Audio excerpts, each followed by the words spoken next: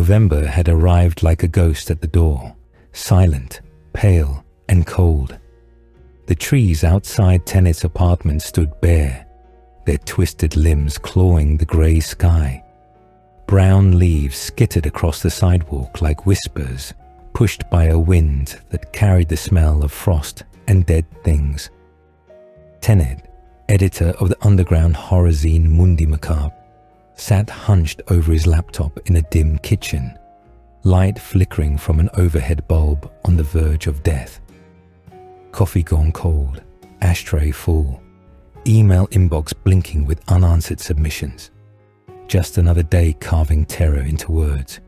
When the knock came, it wasn't sharp or urgent, just one knock. A single sound, deliberate and dull, as if someone wanted to be heard, but not seen.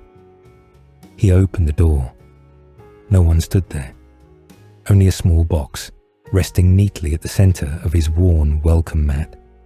No delivery van pulling away, no footsteps down the hall. The package was wrapped in stiff brown paper, yellowed with age, and bound tightly with twine. A blood-red wax seal stamped the knot. A sigil he didn't recognize. A shape like an hourglass or an eye. No return address, no postage, no markings at all. He hesitated. Something about it made the hairs on his neck rise. Still, he picked it up. The weight surprised him, heavy for something so small, as though it contained not just metal, but time. Inside the apartment, he unwrapped it carefully. Velvet lined the interior. Not new, not plush, more like something from a Victorian curio cabinet, brittle and dust-stained. Nestled in the center was a watch, not modern, not vintage, ancient. The case was tarnished silver, etched with swirling patterns too fine to be machine-made. The face was clear, but there were no numbers. Only thin black hands and a subtle glimmer, like something beneath the surface was moving. He turned it over, etched in the back, in Latin, Tempus Venit. Time comes. There was no battery slot, no wind-in mechanism, yet as he held it, the second hand began to move. Tick, tick, tick, rhythmic, intentional. He placed it on his wrist. It fit perfectly, too perfectly. That night, the air inside Tenet's apartment felt heavier, as if the walls were closing in by imperceptible degrees. The heating was on, but the chill still crept under the floorboards and behind the curtains, settling along his spine. He chalked it up to November's decay, a season where time seemed to stretch and rot. He worked late, as he always did. His latest piece was due for Mundi Macabre, a short about a cursed typewriter and a writer who couldn't stop. The irony was not lost on him. The watch on his wrist ticked steadily. Strangely, it hadn't stopped or slowed once, even without a battery. It kept perfect time, too perfect. The ticking grew louder around 11:40 p.m.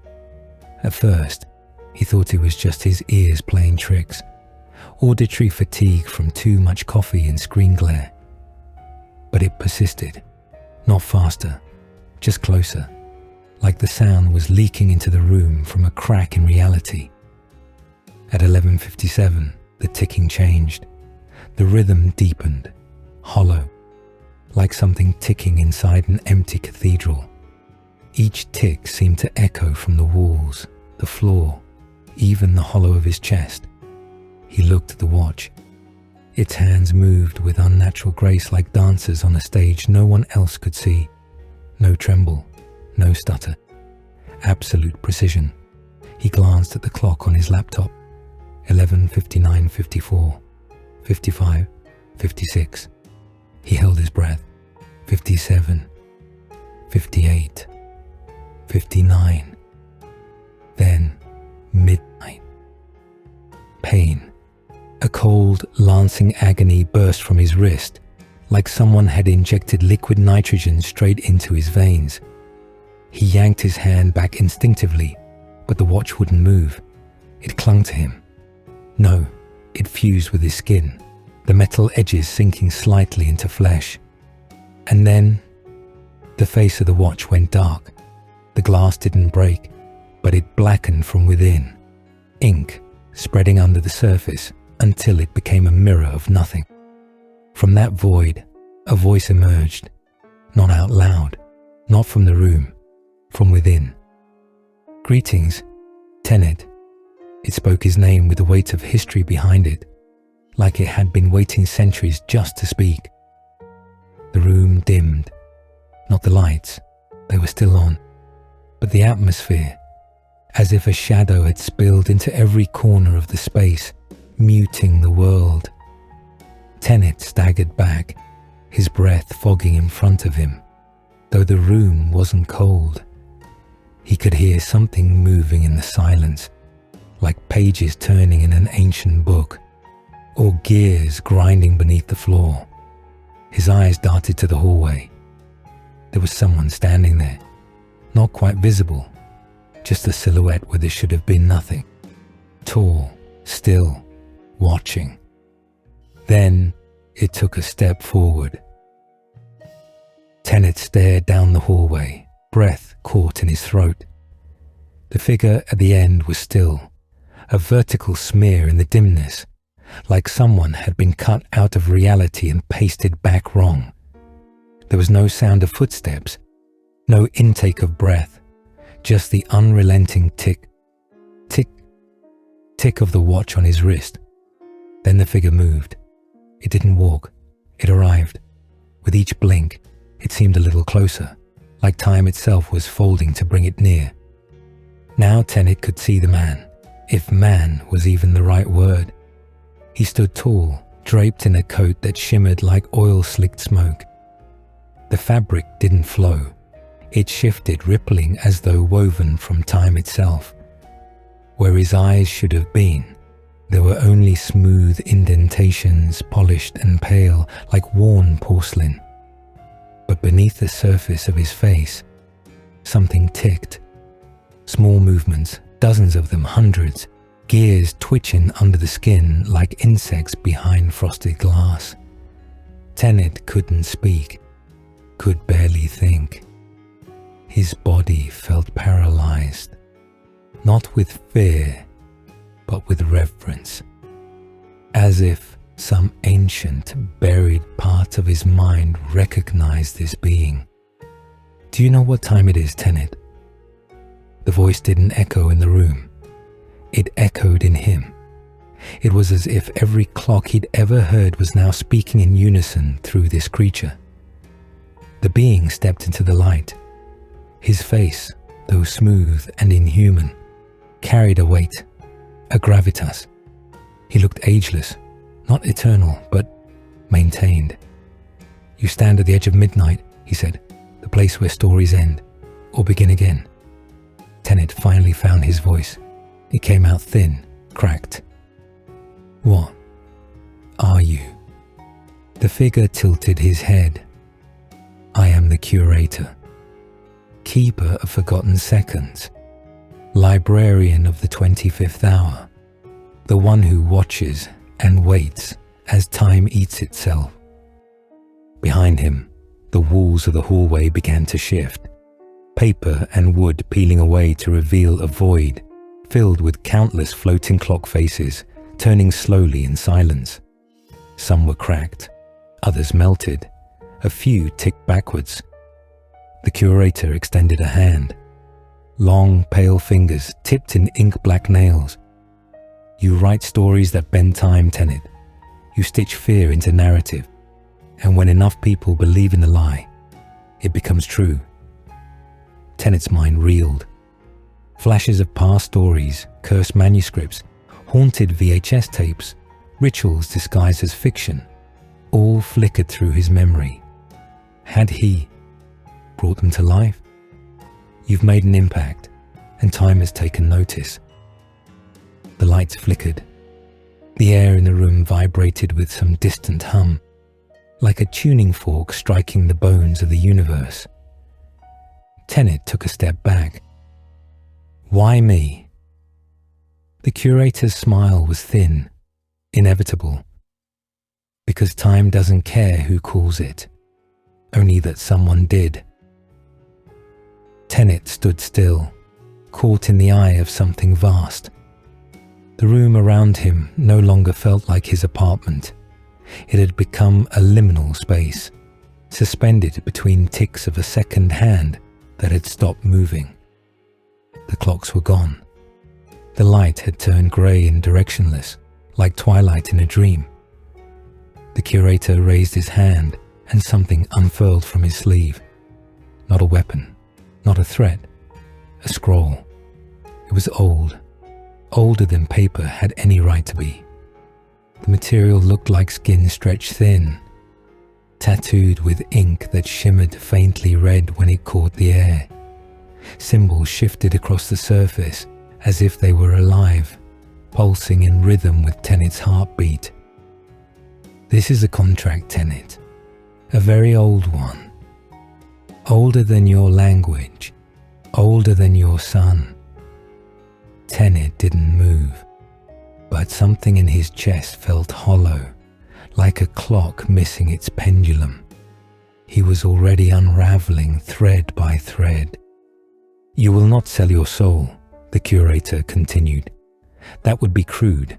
This is simpler, cleaner. The contract began to translate itself before Tenet's eyes, the ink reshaping into legible English. It read, "Let your stories serve as doors. Let your readers become keys. Let the 25th hour pass through you." He looked up. "What happens if I sign it?" The curator, smiling faintly. "You write as you always have. But the words are no longer yours. The 25th hour needs mouths to speak through, and yours is well trained." Tenet's throat tightened. He felt the watch on his wrist, pulsing now, syncing with the contract's rhythm. He realized that whatever force powered it, whatever voice had spoken his name, was bound to this deal. Still, something inside him leaned forward, not out of courage, out of curiosity. He had always written horror to chase something real. Maybe this was real. Maybe it always had been. His hand reached for the black quill offered by the curator. It wasn't a pen. It wasn't even ink. It was time itself, liquefied. He dipped the quill. He signed his name. The curator closed the scroll with reverence and slid it back into his coat, which seemed to absorb it like water vanishing into sand. "Welcome, Tenet," he said. "Your midnight begins now." And just like that, the apartment returned. Walls, light, furniture, air, everything as it had been, except for the watch. It was no longer silver. Now it was black, with deep crimson hands. And it no longer ticked. It pulsed. Time moved strangely after the pact. To the world outside, Tenet was the same. He still brewed his coffee at 9 a.m., still typed stories until 2 a.m., still checked the mail and ignored calls. He still bled red, still breathed air. But something in him had shifted quietly and permanently. At midnight, time used to end. Now it simply continued. 12 a.m., 12:01, 12:02, and then 12:60, an impossible time. A phantom minute. It only existed for him, for those like him. And in that stolen slice of the night, the 25th hour, he began to see them. At first, they came as shapes, shadows too thick to be tricks of light, reflections in windows that didn't match his movements, doorways slightly ajar in buildings long abandoned. He'd blink, and they'd be gone, but not forgotten. They watched, they waited, then they came closer, figures in long coats with gearwork eyes, children who whispered backwards, men with faces like clock faces, turning faster the longer you looked. They existed in the seams of time, things undone, half remembered, stitched together by the ticking of a cursed watch. Tenet didn't run, he wrote. Every night, he typed stories that no one asked for, tales of impossible creatures and impossible times. And every time he did, the veil lifted just a little more. The stories weren't fiction anymore, they were summonings. Each tale became a crack in the hourglass. Voice, now echoing with layered whispers beneath it. Let the stories be doors. He understood now. The 25th hour was a library, a vast, rotting archive floating in a void between worlds. Endless shelves, billions of books, some written, some writing themselves, some bleeding. And in the center of it all, the curator waited. Tenet visited him often. They didn't speak. They didn't need to. Each time, Tenet left with new ink on his hands and new scars behind his eyes. He was becoming something more than a writer, more than a man. He was becoming a vessel. They say some readers feel strange after finishing one of Tenet's stories. A cold spot behind them.